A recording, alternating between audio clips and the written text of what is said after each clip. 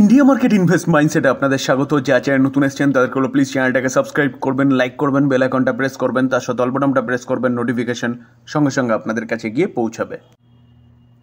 Nifty 50 দেখলে দেখা যাবে কালকের দিনের ব্যাপক একটা তেজির পরে আজকের দিনে কিছুটা সুস্থি দেখাচ্ছে বা নেগেটিভ মুভমেন্ট দেখাচ্ছে নিফটি। তবে নেগেটিভ মুভমেন্ট দেখানোর আগে কিন্তু নিফটি 52 খাই অর্থাৎ 26,310 আজকের দিনে টাচ করেছে। দেখুন 52 খাই 26,310, আজকের দিনের হাইও 26,310। তো হঠাৎ করে কী এমন হলো যেখানে নিফটি আবারও নিচে নামছে? দেখুন মেজর কোনো কারণ নেই। নিফটি নতুনভাবে তার 52 খাই টাচ করেছে। টাচ করার পরে কিছুটা প্রফিট বুকিং দেখা যাচ্ছে বলতে পারেন। তবে দেখলে দেখা যাবে নিফটি তার হাই থেকে অ্যাপ্রক্সিমেট 0.6% ডাউনে আছে। তবে এর মাঝখানে কিছু খারাপ নিউজ, কিছু ভালো নিউজ সংমিশ্রণ পাওয়া যাচ্ছে। ডলারকে দেখলে দেখাবে ডলারের এগেনস্টে আমাদের রুপি কিন্তু এখনও সেই জায়গায় রয়েছে, অর্থাৎ 89.27 স্টে করছে। স্যার আরেকটা ব্যাড নিউজ পাওয়া যাচ্ছে। ব্যাড নিউজটা কোথা থেকে আসছে? IMF থেকে, অর্থাৎ ইন্টারন্যাশনাল মনিটারি ফান্ডের ডেটা। কি বলছে? যে ইন্ডিয়া রিচ টু 5 ট্রিলিয়ন। এটা খুব ভালো কথা যে 5 ট্রিলিয়নে গিয়ে পৌঁছাবে ইন্ডিয়ার ইকোনমি, যেটা রিসেন্টলি 4 ট্রিলিয়ন ক্রস করে আবারও তার নিচে চলে আসছে। তো বলছে ইকোনমি 1 year লেটার দেন আর্লি এক্সপেক্টেড, অর্থাৎ কিছুদিন আগে IMF জানিয়েছিল যে যা জানিয়েছিল তার থেকেও 1 বছর পরের কথা বলছে এখন 5 ট্রিলিয়ন ইকোনমিতে পৌঁছানোর জন্য। অর্থাৎ এই কথা অনুযায়ী বোঝা যাচ্ছে যে ইন্টারন্যাশনাল মনিটারি ফান্ড আগে বলেছিল 1 বছর আগে যে প্রেডিকশান দিয়েছিল 5 ট্রিলিয়নের জবে গিয়ে পৌঁছাবে ইন্ডিয়ান ইকোনমি, তার থেকে আরও 1 বছর পিছিয়ে দিয়েছে। আরেকটু ক্লিয়ার হবে যে এখন তারা কি বলছে? এখন বলছে ইন্ডিয়ান ইকোনমি 5 ট্রিলিয়নে পৌঁছাবে কখন? FY29 মধ্যে, যেটা আর্লিয়ার দিয়েছিল FY28 মধ্যে। অর্থাৎ যেটা আগে বলছিল সেখান থেকে আরও 1 বছর পিছিয়ে দিয়েছে 5 ট্রিলিয়ন। এটাই হচ্ছে নেগেটিভ নিউজ আজকের দিনের বলতে পারেন। এর ইম্প্যাক্টও কিছুটা মার্কেটে দেখা যাচ্ছে মার্কেট পড়ার পিছনে, কারণ এই নিউজটা আজকেরই নিউজ। দেখুন দেখলে দেখা যাবে যে ফেব্রুয়ারি 2025 এই বছরের ফেব্রুয়ারি মাসে যে ডেটাটা তারা দিয়েছিল সেই ডেটা অনুযায়ী দেখা যাচ্ছিল যে কি ইন্ডিয়ান ইকোনমি FY25 কত 28 5.15 ট্রিলিয়নে গিয়ে পৌঁছাবে। এটা কিন্তু ফেব্রুয়ারির প্রেডিকশন ছিল। এখন কি বলছে? এখন বলছে যে FY28 4.96 ট্রিলিয়নে পৌঁছাবে, অর্থাৎ 5 ট্রিলিয়নে পৌঁছাবে না। অর্থাৎ 5 ট্রিলিয়নে পৌঁছতে গেলে FY29 পর্যন্ত সময় লাগবে। এটার পিছনে কারণ কি বলছে? বলছে স্লোয়ার দেন এক্সপেক্টেড নমিনাল জিডিপি, অর্থাৎ জিডিপি যেটা এক্সপেক্ট করেছিল সেখান থেকে কিছুটা স্লো হতে পারে।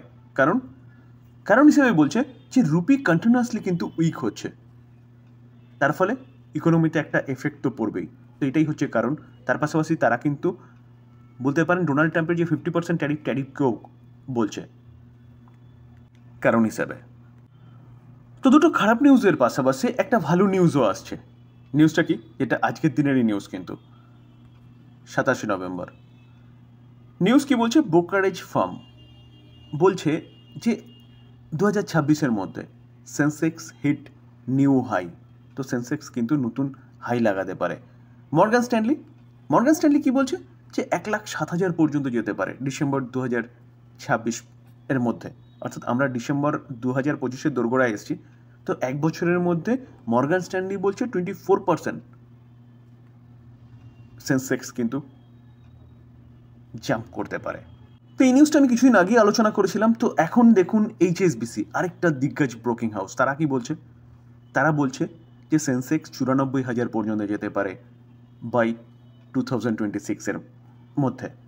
অ্যারাউন্ড 9.3% একটা ভালো মুভমেন্ট দেখাতে পারে সেন্সেক্স। তবে দেখলে দেখা যাবে সেন্সেক্স এখন চলছে কততে? 85,645, যেখানে আমাদের মার্কেট 1 বছর 2 মাস কোনো রিটার্ন দেয়নি বলতে পারেন। তো সেখানে আরও 1 বছরের মধ্যে বলছে কি যে ব্রোকিং হাউসগুলো কোনোটা বলছে 24%, কোনোটা বলছে প্রায় 10% একটা ভালো মুভমেন্ট দেখাতে পারে। তো স্বাভাবিকভাবে পোর্টফোলিও তো কিন্তু ভালো চলতে পারে। ইউএসের মার্কেট ওপরে ছুটছে, ন্যাসড্যাক ডাউ যথেষ্ট ভালো মুভমেন্ট দেখাচ্ছে এবং প্রায় প্রতিদিন বেসিস হাইয়ের পর হাই মারছে। তবে ইউএসের যে ডেটাগুলো না, আনএমপ্লয়মেন্ট ডেটা বা বলতে পারেন ইনফ্লেশন ডেটা, জিডিপি ডেটা, সেগুলো কিন্তু ঠিক টাইমে বেরোচ্ছে না।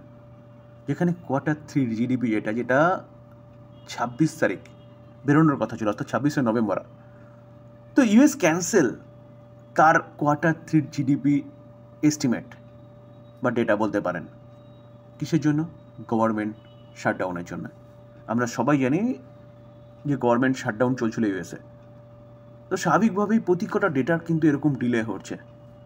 তো এই ডিলে হওয়ার পরে যে মার্কেট যে এক্সপেক্ট করছে যে এবারের এফওএমসি মিটিংয়ে ফেড রেট কাট করতে পারে, সেই কোথাও যেন আবারও একটা ফিয়ার সৃষ্টি হচ্ছে।